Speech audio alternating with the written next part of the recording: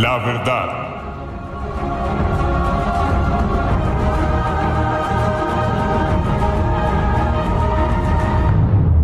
Buenos días a todos. Estamos aquí nuevamente para dar inicio a este estudio de Apocalipsis. Estamos en el capítulo 19 y en el estudio pasado vimos las bodas del Cordero.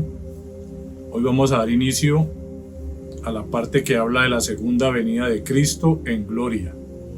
Y aquí en la Biblia de estudio habla de comparar, para que ustedes lo hagan en sus casas, comparar con Mateo 24 del 16 al 30. Entonces leemos Apocalipsis 19 del 11 al 16. Entonces vi el cielo abierto, y he aquí un caballo blanco, y el que lo montaba se llamaba Fiel y Verdadero, y con justicia juzga y pelea. Sus ojos eran como llama de fuego, y había en su cabeza muchas diademas, y tenía un nombre escrito que ninguno conocía, sino él mismo. Estaba vestido de una ropa teñida en sangre, y su nombre es el Verbo de Dios. Y los ejércitos celestiales, vestidos de lino finísimo, blanco y limpio, le seguían en caballos blancos. De su boca sale una espada aguda para herir con ella a las naciones, y él la regirá con vara de hierro, y él pisa el lagar del vino del furor y de la ira del Dios Todopoderoso. Y en su vestidura y en su muslo tiene escrito este nombre: Rey de Reyes y Señor de Señores. Amén y amén. Entonces les voy a leer esta introducción que he puesto aquí en el cuaderno. Esto nos habla del deslumbrante regreso a la tierra de nuestro glorioso Señor Jesucristo. Esa es la segunda venida, que no es lo mismo que decir el tiempo del arrebatamiento, porque Él va a venir a las nubes en ese tiempo, y aquí ya es cuando, como lo hemos acabado de leer, el regreso a la tierra. Entonces habla de que para destruir a sus enemigos e inaugurar su reino, es el tiempo final de la bestia y el falso profeta, donde serán arrojados a un lago de fuego que arde con azufre, y el resto de sus enemigos serán destruidos. Será el tiempo cuando establecerá su reino en este mundo en toda su plenitud, y todos los demás reinos en la historia humana no serán jamás, todo el reino de los hombres. Esto lo habla en Apocalipsis 20, del 4 al 6. Será el tiempo de la restauración de todas las cosas, como dice en Hechos 3:21. Será el momento en que Cristo reinará y restaurará la ruina causada por el pecado y Satanás. Restaurar todas las cosas que están bajo la maldición del pecado, como lo dijo Dios al principio en el Génesis. Este tiempo servirá como justa vindicación del Señor Jesucristo en su primera venida a este mundo, donde fue humillado, despreciado, aborrecido y crucificado. Dios vindicará a su Hijo, o sea, como quien dice, le hará justicia por lo que le hicieron. Y su segunda venida en gloria será ese momento, será el premio de lo que Él sufrió y padeció en su primera venida, para ahorita regresar en gloria. Y para esto lo fundamentamos en Isaías 53. Ahí nos damos cuenta de toda la obra de Jesucristo, y de que al final de los últimos versículos habla de que verá el fruto de su aflicción. O sea, que verá el resultado de las almas y el resultado de la gloria de Dios sobre su vida para darle el reino milenial. Será el tiempo del legítimo heredero del trono en la tierra, usurpado por la bestia y el falso profeta. Apocalipsis 19:16. Este tiempo también servirá para vindicar el carácter de Dios, su justicia y santidad. Salmo 94 del 3 al 7 y Salmo 96 del 10 al 13. Dice que será el tiempo de que se cumpla en su totalidad lo dicho en Daniel 9:24, que ya es un versículo que hemos leído bastante, pues de pronto volvámoslo a leer. Cuando nosotros hacíamos el estudio presencial, pues ya casi todos sabíamos qué quería decir Daniel 9:24.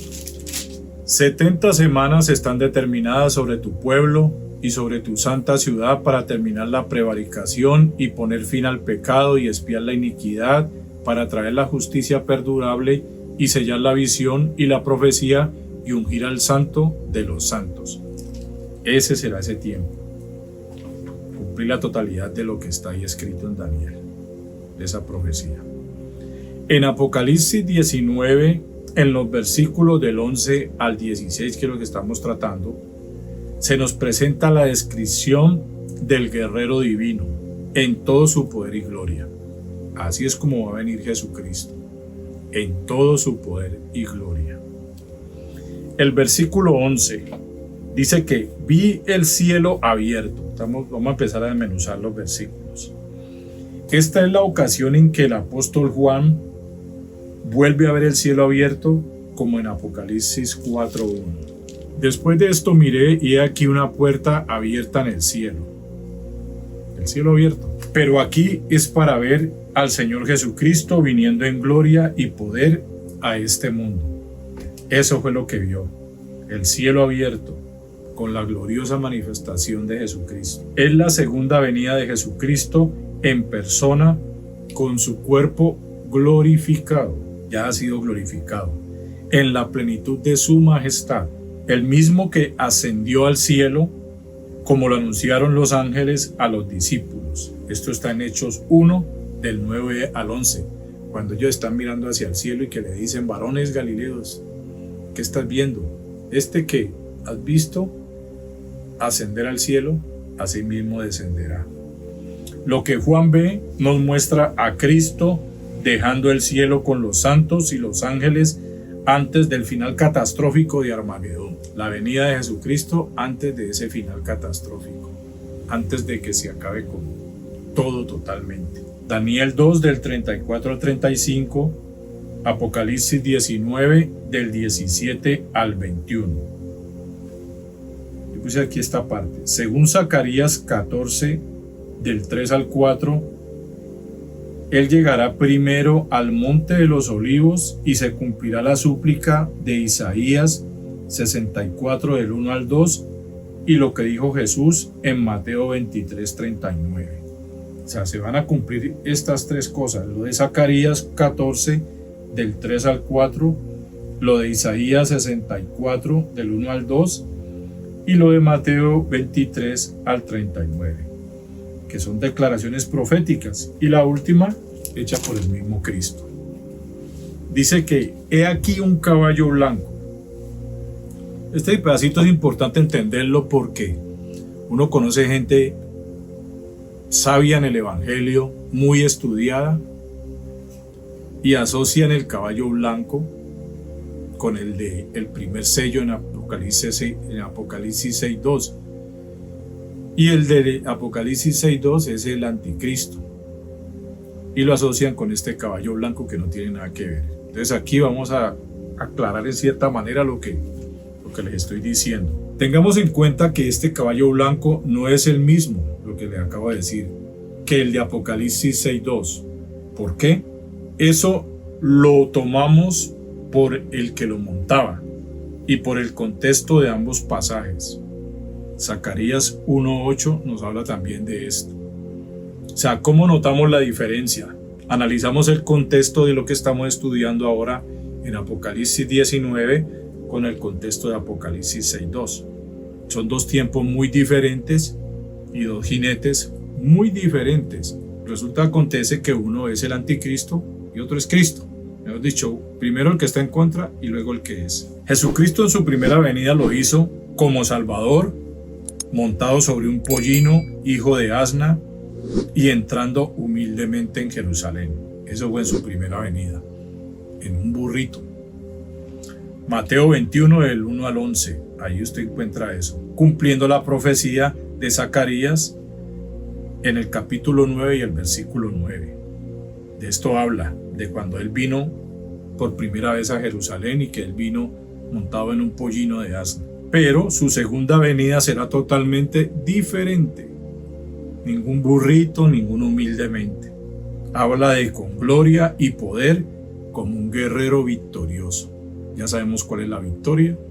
La victoria en la cruz, la victoria sobre el mal, la victoria sobre el diablo, sobre sus seguidores, sobre los servidores de él, que son el falso profeta y el anticristo. Y vendrá como un guerrero victorioso. Salmo 45, del 3 al 4, y Mateo 24, del 29 al 30. Óigalo bien, en los tiempos bíblicos, especialmente entre los israelitas, la mayoría de los soldados iban a pie. El tener un caballo en la batalla era una ventaja significativa. Un caballo blanco habla de honor, poder y velocidad. Este color es símbolo de victoria. Entonces, para que entendamos por qué se nombra el color del caballo. Porque si uno no entiende, uno diría, bueno, pues, ¿qué importa el color? Que venga Jesucristo. Pero estamos hablando de que todo lo que tenga que ver con el Señor, inclusive con sus vestiduras y con este tiempo, tiene un significado. Por eso más adelante habla de que tenían su muslo escrito lo que ya vamos a ver. Entonces el caballo, símbolo de victoria, habla de ventaja significativa. ¿La victoria sobre qué? La victoria sobre los pecadores y la ventaja que él tiene con poder y gloria sobre ellos, para después lo que sucede en Armagedón. Entonces mire lo que he puesto aquí. No la falsa victoria. Habla de que el caballo es símbolo de victoria, entonces una explicación aquí. No la falsa victoria con una falsa paz del anticristo, del otro caballo de Apocalipsis 6, sino la verdadera victoria y la verdadera paz eterna que trae Jesucristo. Ahí va a empezar la verdadera paz, porque precisamente el reino milenial va a ser un reino de paz. Como cuando se dice, el que ríe de último ríe mejor. Obviamente, primero el anticristo hizo su fiesta, pero llegó Jesucristo y le acabó la fiesta para tener él el control de la verdadera fiesta eterna con los que creyeron en él y los que van a ser separados de esa fiesta y consumidos por el solo hecho de no haberlo aceptado y no haberlo creído. El que lo montaba se llamaba fiel y verdadero. Dice que son las características de este jinete, fiel y verdadero. Habla de que es glorioso, poderoso y victorioso. Estas características que acabamos de leer son propias ¿de quién? De Jesucristo. Solo Él merece todos estos adjetivos o calificativos hacia Él. La palabra fiel, del griego pistos, habla de digno de confianza, confiable, fidedigno. Sinónimos de fiel: honesto, honrado, sincero, leal, exacto, verídico, cierto, seguro, veraz, fiable, firme, verdadero. Mire que teniendo en cuenta verdaderos porque el otro era el falso, el anticristo. Para lograr estos sinónimos tendría que ser glorioso, poderoso, victorioso, y el único digno es Jesucristo. O sea que todos estos sinónimos encajan a la perfección solo en Jesucristo. La palabra verdadero, del griego alesinos, y habla de veraz, sincero, sin esconder. Mire que si nosotros analizamos fiel y después verdadero, hay cosas en común. Habla de sinceridad, habla de una persona de total confianza, solamente Él, que es la verdad, verdadero. Sinónimos: cierto, verídico, franco, real, veraz, sincero, auténtico, genuino, apropiado, legítimo, exacto, evidente. Solamente Él es el verdadero. Todo lo demás es falso. Todo lo demás es más o menos pues engaño. Cuando se habla de fiel y verdadero, hace referencia a la fiabilidad de sus palabras y de sus promesas. Lo que Él dice se cumple o se cumple. Es verdadero y es digno de confiar en esas palabras. La cuestión es que todo está basado en la fe. Podrías decir que esta es la aparición del antagonista del diablo, del contrario al falso y mentiroso. Por eso dice, el fiel y el verdadero, porque el otro es un falso y mentiroso. Segunda de Corintios 1:20 y Números 23:19. Este glorioso título muestra que Jesús mantiene sus promesas, incluyendo su promesa de juicio, incluyendo la promesa que leíamos ahora en Hechos 1. Se fue, pero volverá. O la promesa de que Él va a preparar lugar, pero volvería. Hechos 17 del 30 al 31. Y así como prometió, también la promesa del juicio se cumple o se cumple. Se acabará el mal algún día.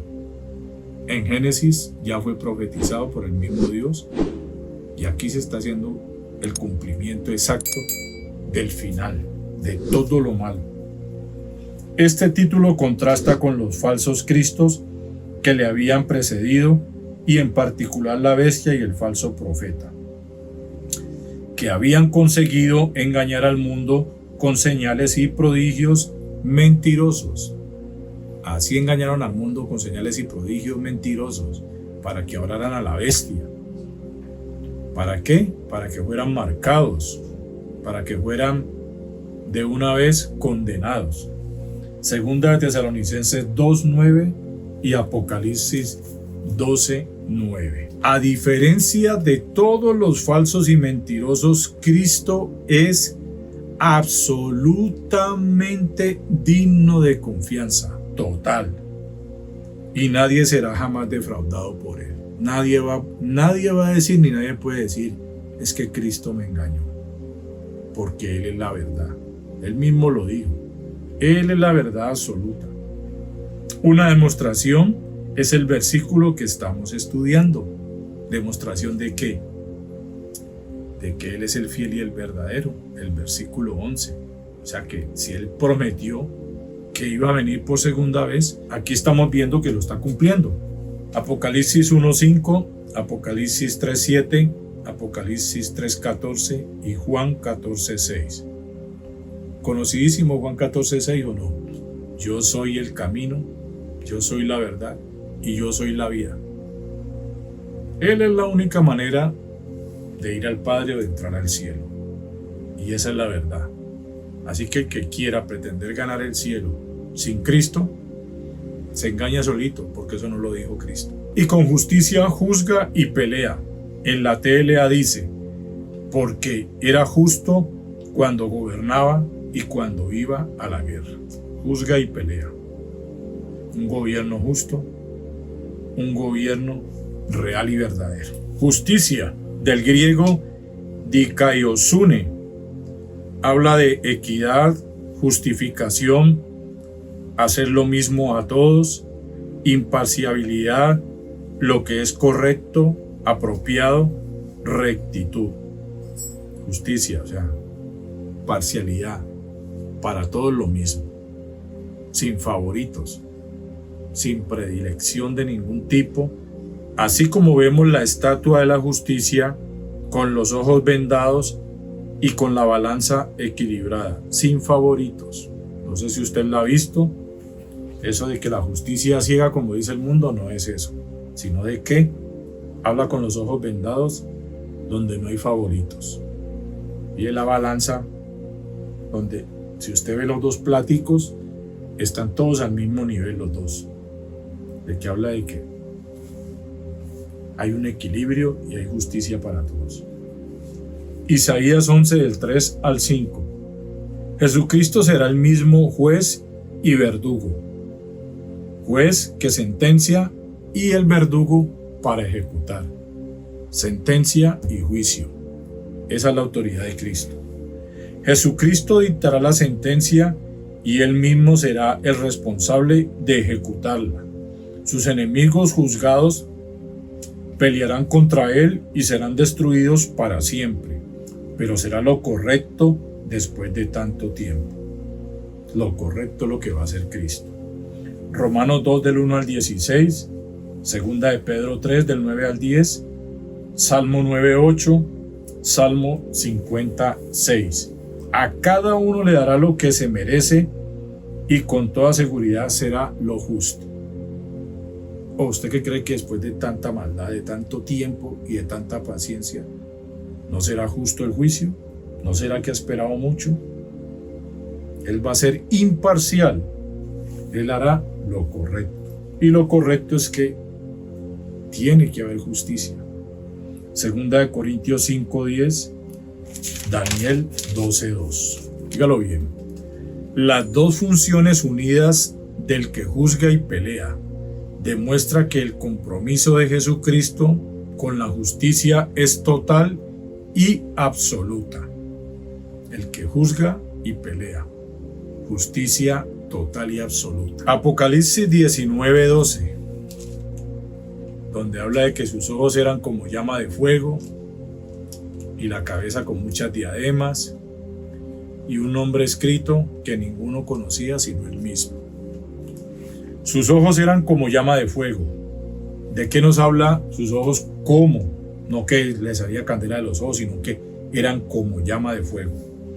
Nos habla de su mirada que lo penetra todo y discierne los secretos de todos los corazones.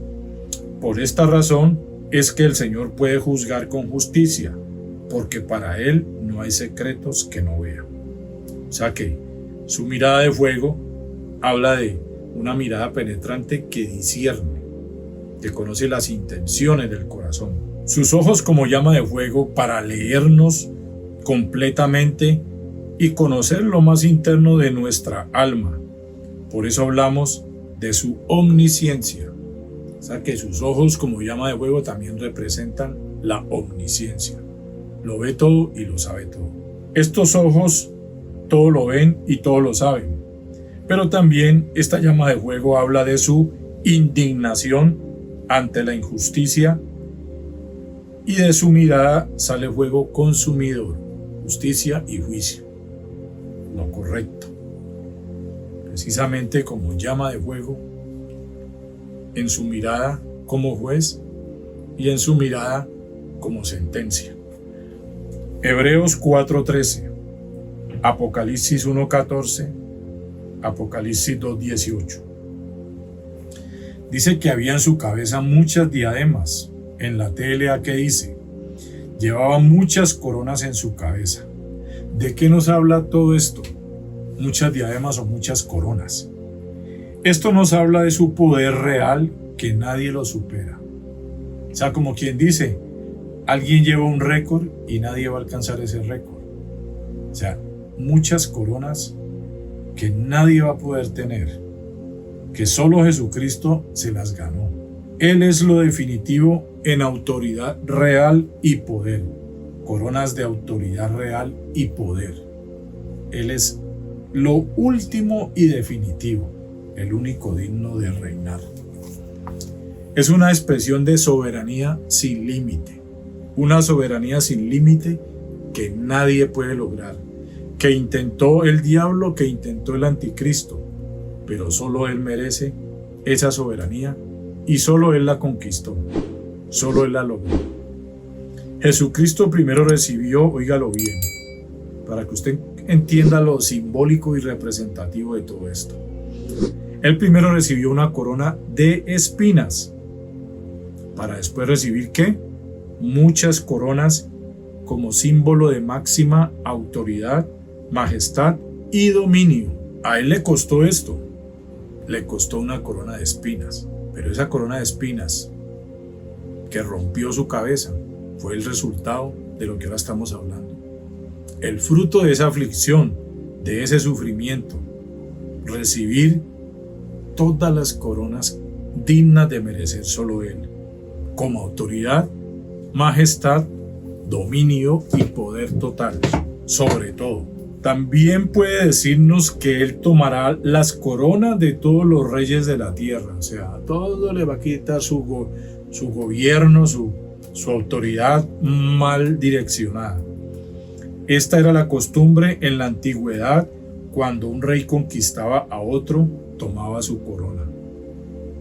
El máximo conquistador le quitó la corona a todos estos espíritus malos bajo el liderazgo del anticristo. Todas esas coronas las ganó en la cruz y aquí ya las está recibiendo. Segunda de Samuel 12:30. A diferencia del dragón que tenía 7 diademas, esto está en Apocalipsis 12:3, o de la bestia que tenía 10, Apocalipsis 13:1, Cristo tiene muchas diademas, o sea que uno 7, otro 10, contables. Cristo muchas, incontables. Su autoridad no está limitada como la de ellos. Cuando hablamos de 7, ya hablamos de un número limitado, lo mismo que 10. Pero si en el caso de Cristo eran muchas, ilimitado, eterno. Aquí se utiliza en griego diadema como corona de realeza y autoridad. No se utiliza en griego estéfanos, que es corona de logros. O sea que aquí no es una corona de logros, sino que aquí ya ha logrado la corona del rey y autoridad suprema. Y tenía un nombre escrito que ninguno conocía sino él mismo. Dice que Jesucristo tenía un nombre escrito que solo él conocía. Nadie lo sabe. Así que no se ponga a escarbar o investigar. Nadie lo sabe. A pesar de que aparecen varios nombres de Cristo y cada uno de ellos nos da a conocer algo de su carácter y persona, pero hay profundidades de Cristo que no podemos llegar a conocer por más que nos creamos sabios o por más que queramos nosotros entender, por lo cual debemos aceptar nuestras limitaciones, porque estamos hablando de algo eterno que solo le pertenece a Él y nosotros estamos limitados. No hay duda de que hay una relación entre los miembros de la Trinidad que va más allá de lo que ninguna mente humana puede entender. Esto lo confirma un nombre que nadie sabe, nadie lo conoce. Esto es cosa de Dios, no de nosotros. Deuteronomio 29:29, Mateo 11:27, Lucas 10:22, Génesis 32:29, Jueces 13:18, Isaías 9:6. De pronto uno de los más conocidos es este Deuteronomio 29:29, que habla de las cosas secretas le pertenecen a Dios y de las cosas reveladas son para nosotros. De ahí para allá, no busque donde no hay, o donde usted no va a encontrar, o donde, como dirían por ahí, muere loco intentando entender. Resumimos esto diciendo que este nombre ninguno lo conoce, nadie. Apocalipsis 19:13 habla de que él estaba vestido con ropa teñida en sangre y su nombre es el Verbo de Dios.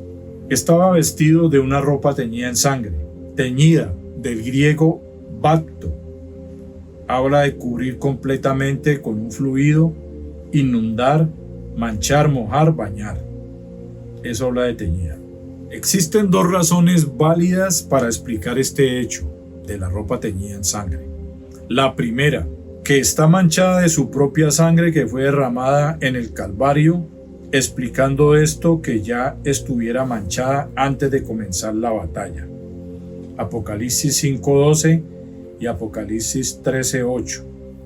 Y lo segundo, que está manchada de la sangre de sus enemigos derrotados, cumpliendo una profecía de Isaías 63 del 1 al 6. Están esas dos opciones para explicar esto. Y las dos, si usted lo analiza, son válidas. Así que las dos se pueden usar. Entonces concluimos que cualquiera de las dos razones es posible. Que sea propia sangre o la de sus enemigos. De todas maneras, en ambos casos es sangre de victoria. La victoria de la cruz y la victoria de sus enemigos en este tiempo. La victoria la ganó desde la cruz y la victoria se consumó también acá en este tiempo, donde todos sus enemigos, los detractores y los que estaban en contra, destruidos. Y su nombre es el Verbo de Dios, que dice la TLA, y su nombre era el mensaje de Dios. El Verbo era con Dios, el Verbo era Dios. El Verbo se hizo carne, Cristo, la palabra. Esto nos habla de que Cristo es la máxima expresión de la revelación de la mente, la voluntad, el carácter y los propósitos de Dios al hombre. Recuerde esto, el verbo de Dios. ¿Qué significa ser el verbo de Dios? Que Cristo es la máxima expresión de la revelación de la mente, voluntad, carácter y los propósitos de Dios al hombre. Es Cristo. Él es el que lo revela. ¿Por medio de qué? De las Sagradas Escrituras. Hebreos 1 del 1 al 3. Cristo vino a revelarnos la mente de Dios. Él es el vehículo de los pensamientos divinos, o sea, la voluntad de Dios para el hombre. Cristo vino como el verbo de Dios a mostrarnos la voluntad de Dios a nosotros. Juan 1 del 1 al 18 y primera de Juan 1 versículo 1. Ahí nos habla clarito de esto. Juan 1 donde habla del verbo hecho carne y donde habla de todo lo que tiene que ver con el verbo de Dios. Verbo, del griego logos, algo dicho, tema, razonamiento, motivo, la expresión divina. El verbo de Dios es la expresión divina, es la voz del mismo Dios. Habla de noticia, palabra, predicar, propuesta, razón, sentencia, asunto, dicho, discurso, doctrina, evangelio, exhortar, hecho, mensaje. Algunas versiones dicen su nombre es la palabra de Dios. Aquí nos queda clarísimo lo que es el verbo de Dios. Creo que es suficiente. Es importante leer los versículos para que quede mucho más claro. Apocalipsis 19:14 dice que los ejércitos celestiales vestidos de lino finísimo, blanco y limpio le seguían en caballos blancos. Los ejércitos celestiales, según lo que dice este versículo, que estaban vestidos de lino finísimo, blanco y limpio, nos habla de los santos, de todo el pueblo de Dios, ya todo, totalmente. Apocalipsis 17:14, Judas, versículos 14 y 15. Más sin embargo, existe la duda de que también lo seguían aquí ángeles o seres celestiales, de lo cual no especifica Juan. O sea, existe esa duda, pero que estaban todas, no dicho, ahí estaba la junta de todos los que eran salvos, de todos los salvos, y que se agregaron los ángeles y los seres celestiales, pues no es de extrañarse. Pero como no se menciona ningún tipo de armadura o arma de soldado, oígalo bien, no se menciona ningún tipo de armadura o arma de soldado, concluimos que de la manera en que estaban vestidos no son apropiados para la guerra. O sea, no estaban vestidos como guerrero. Recuerde que estaban vestidos de lino finísimo, blanco y limpio. Y acuérdese que esas vestiduras nos las dieron a nosotros. Entonces, como ellos no estaban vestidos con armas de soldado ni armaduras, concluimos que de esa manera en que ellos estaban vestidos no son apropiados para la guerra. Entonces se trata de todos los salvos. O sea, la conclusión es buena. Ya sabemos cómo se vestían los guerreros celestiales de Dios. Y aquí habla de los ejércitos celestiales, pero sus vestiduras dan a entender que son los salvos. Si usted de pronto tiene la facilidad o tiene mayor conocimiento de esto, con el fundamento bíblico, puede sacar más conclusiones apropiadas, no que vayan a ser contrarias o que dañen a otros. Y como también hay la oportunidad de comentar en el canal, usted puede agregar su opinión. Esto es libre para que usted lo haga, pero teniendo en cuenta el conocimiento de la verdad y la guía del Espíritu Santo. Apocalipsis 19:8 nos habla de qué, lo que va a pasar en el Armagedón, para que lo tengamos asociado a estas personas o a estos seres celestiales, a este ejército que corresponde a nosotros. De todas maneras, la victoria final no depende de ellos. O sea, no depende de todos los ejércitos celestiales, ni de que estén uno ni de que estén los otros. El papel de este ejército consiste en acompañar. No van a creer que eso se va a armar ahí, la que ya sabemos, sino que ellos vienen, dice ahí, le seguían, pero como a manera de que acompañar al victorioso Mesías a la tierra para participar en su reino. O sea que ellos vienen es como compañía. Aquí nos vamos a dar cuenta más adelante que no es lo que se piensa de que viene todo su ejército celestial, entonces eso se va a armar, mejor dicho, la pelea más tremenda, ¿no? Ahí se va a dar cuenta más adelante. Seguían, del griego akolouseo. Dice que habla de estar en el mismo camino con, acompañar, seguir a, como partícula de unión, como discípulo.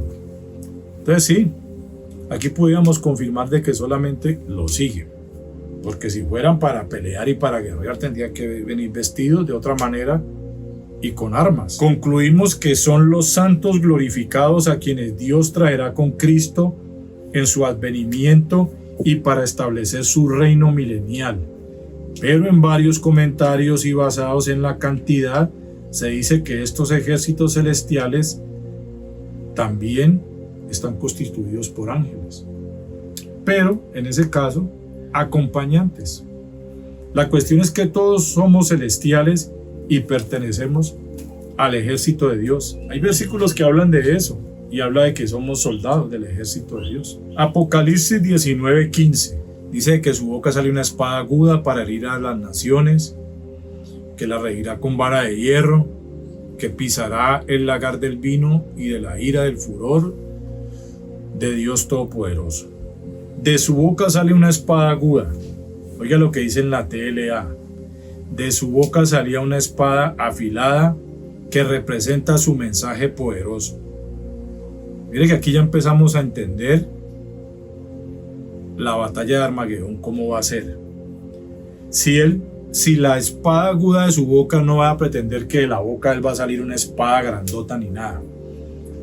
Y si nosotros conocemos que esta es la espada, entonces eso de la espada aguda es algo representativo de su mensaje poderoso. Nosotros vamos a ver cuál es ese mensaje poderoso aquí en esta batalla de Armagedón. No es que a Jesucristo le salga una espada de la boca, se trata del poder de su palabra, que dice que es como espada aguda más cortante, de 2 filos. Isaías 11:4, Hebreos 4:12, esta es precisamente, Segunda de Tesalonicenses 2:8, Apocalipsis 1:16, para que entienda cuál es la verdadera espada, no para que porque es el Dios Todopoderoso, entonces Él tiene el poder de que le salga una espada literal de la boca. No se trata de eso. Por el increíble poder de su palabra fueron creados los cielos y la tierra. Ese es el poder, una espada del poder que es la palabra. Y por esa misma palabra serán juzgados y condenados los impíos. O sea que la espada aguda no es literal, sino el filo de su palabra para juzgar y para condenar a los malvados. Génesis capítulo 1, ahí lo confirmamos. Apocalipsis 1:16, Apocalipsis 2:12, 2:16 y Apocalipsis 19:21. Dice que es para herir con ella a las naciones. Ahora usted me imagino que si lo lleva a lo humano va a creer que es que salió Jesucristo, los demás lo seguían y veían cómo él cogía a todo el mundo y no, de eso no se trata. En la TLA dice, con esa espada conquistará todos los países. En la PDT dice, para vencer a las naciones.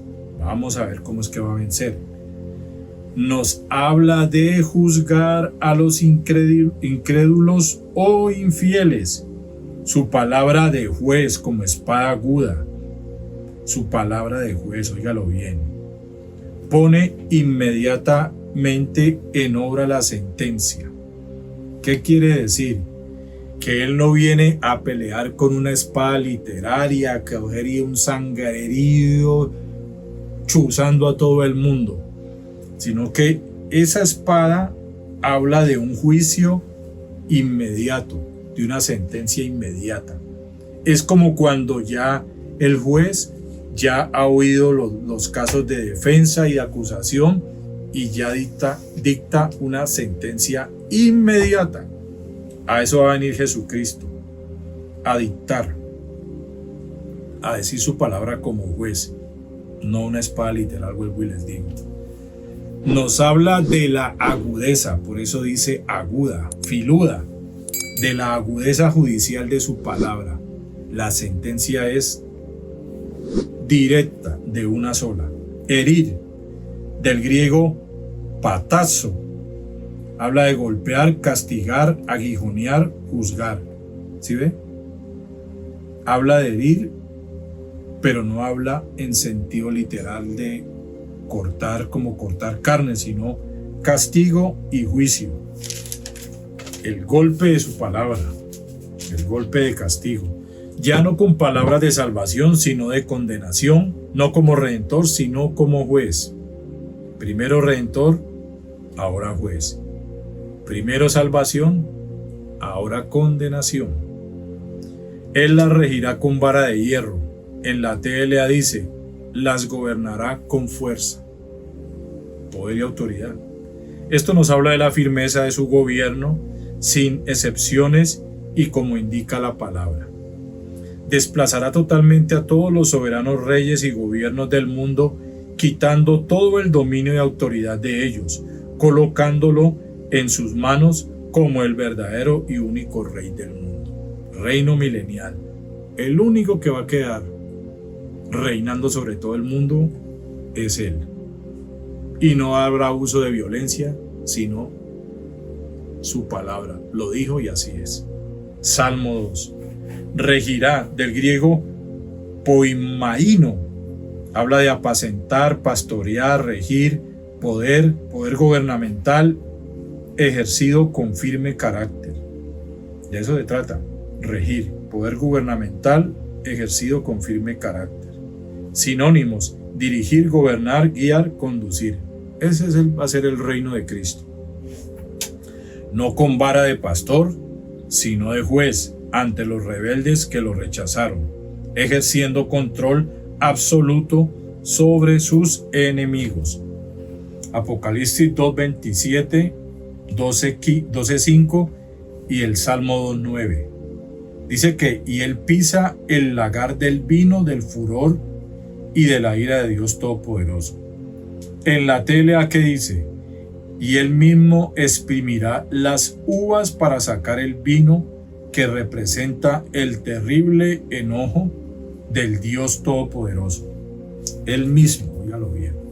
Furor, del griego sumos, empieza con D. Habla de pasión, ira, ardor, como respirando fuerte. Como cuando los toros empiezan a resoplar y que están enojados. Ira, del griego orgé, deseo excitado de la mente, pasión violenta, aborrecimiento justificable, castigo, enojo, airar. Furor, ira, son como sinónimos. En todo caso, ira y airar, las dos cosas. Lo que les decía ahora, yo lo había puesto aquí, no me acordaba. Es como cuando cuando el toro sale al ruedo respirando fuerte, con deseo violento de castigar al torero y a todo lo que se le atraviese. Sale, mejor dicho, como cuando le quita a usted la correa al perro que está todo rabioso, sale con toda. Entonces aquí es donde viene la ira, el respirar de la ira de Dios sobre todo este mundo. El mismo Jesucristo, óigalo bien, cuando dice que Él pisa el lagar del vino del furor y de la ira del Dios Todopoderoso. Óigalo bien, ¿qué quiere decir eso? El mismo Jesucristo es el encargado de juzgar a las naciones y derramar la ira de Dios. Él va a ser el encargado. Él hará que Dios cumpla su enojo. Aplastará y destruirá a sus enemigos como cuando se echan las uvas en un recipiente para machacarlas y sacarles el jugo. Eso lo va a hacer el mismo Jesucristo. Recuerde todo esto para que usted lo entienda. Isaías 63 del 3 al 6, Apocalipsis 14 del 19 al 20, Mateo 21, 44, Apocalipsis 16, 19, Apocalipsis 19 del 17 al 21. Fíjalo bien, Jesucristo desmenuzará y quebrantará a las naciones, como cuando se tira un vaso de cristal con rabia al piso, solo quedará polvo. Pero recuerde lo que hablamos. Ahora no va a pensar que es que Dios va a coger a la gente, como tirar un vaso al piso, los va a tirar y los va a estrellar contra el piso. Acuérdese del espíritu de su boca. Joel 3:13. Bueno, entramos en el último versículo. Este salió un poquito largo, pero era mejor hacerlo en una parte para que de una vez por todas entiendan lo que va a acontecer en la segunda venida de Cristo. Versículo 16 dice: y en su vestidura y en su muslo tiene escrito este nombre: Rey de Reyes y Señor de Señores. Después de todo eso, el único que va a reinar y el único Señor. El que tenga este nombre en su vestidura habla de manto en la TLA, ropa en la PDT. O sea que cuando dice y en su vestidura, está hablando en la TLA, y en su manto, está hablando en la PDT, y en su ropa, para que lo entendamos de una vez. Entonces dice que y en su muslo indica visible. Está hablando de que es visible. Es evidente para todos, o sea, como para que todos lo vean. Que será fácilmente visible, que es un hecho que todo el mundo debe reconocer. ¿Por qué? Porque va a ser visible. Entonces, ¿qué va a decir todo el mundo? Era verdad. Está escrito. En la TLA dice, llevaba escrito este título. Óigalo bien lo que quiere decir en otras versiones para que quede más claro. Cuando habla de Rey de Reyes y Señor de Señores, me gusta esta traducción como lo dice: el Rey más poderoso de todo el universo. Tener en cuenta lo estudiado en Apocalipsis 17:14. Usted lo verá. Entonces, llegó el Rey más poderoso, óigalo bien. Rey de Reyes es el Rey más poderoso, Señor de Señores y el Señor más grande, que jamás ha existido ni jamás existirá. Llegó el más poderoso, el único y verdadero Rey, no más reyes falsos, mentirosos ni dañinos. Y el Señor más grande, el que está por encima de todo. No existirá ningún otro. Llegó el que tenía que llegar. Por eso acá más atrás que leíamos de la fiesta, de que el cielo se regocijaba. ¿Por qué? Porque ya estaba más y cada vez más cerca este día. Deuteronomio 10:17 habla de esto. Llegó el Rey de todas las naciones y no hay autoridad que esté por encima de él. El Rey más poderoso, el que va a regir a todas las naciones, y la autoridad mayor, que no habrá jamás ninguna por encima de él. Mateo 2:2, Mateo 27:37, Primera de Corintios 15 del 24 al 25, Salmo 110, Salmo 72:11, Daniel 2:47, Filipenses 2 del 9 al 11, Primera de Timoteo 6:15. En estos versículos fundamentamos esto que acabamos de decir de Rey de Reyes y Señor de Señores.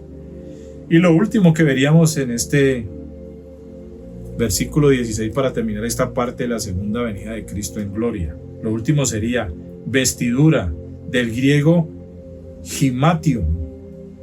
Habla de vestido puesto, capa, manto, ropa, vestir. Ahí usted concluirá cuál es la vestidura de él. Pues muchas veces se asocia con que tenía una capa, un manto, pero de todas maneras se habla de ropa, estaba vestido. ya no va a ser como fue crucificado. Eso le puede traer uno ese recuerdo cuando fue crucificado, que fue crucificado totalmente desnudo, no como lo logramos ver en las películas, con una parte tapándole sus partes íntimas. No, él fue crucificado totalmente desnudo, pero aquí sí va a venir, después de esa humillación, como el máximo rey, como el más poderoso y el Señor más grande. Bueno, un poquito largo, pero aquí terminamos lo que tiene que ver con la segunda venida de Cristo en gloria, según la Biblia que estamos estudiando. Ahí lo tiene. Después el otro título que sigue, que vamos a estudiarlo en la próxima, ya es el Armagedón. Y después sigue la condenación de la bestia, el falso profeta. Mejor dicho, ya estamos en los últimos acontecimientos de este libro o de Apocalipsis como profético. Listo, quedamos ahí. Gracias por la atención, Dios les bendiga.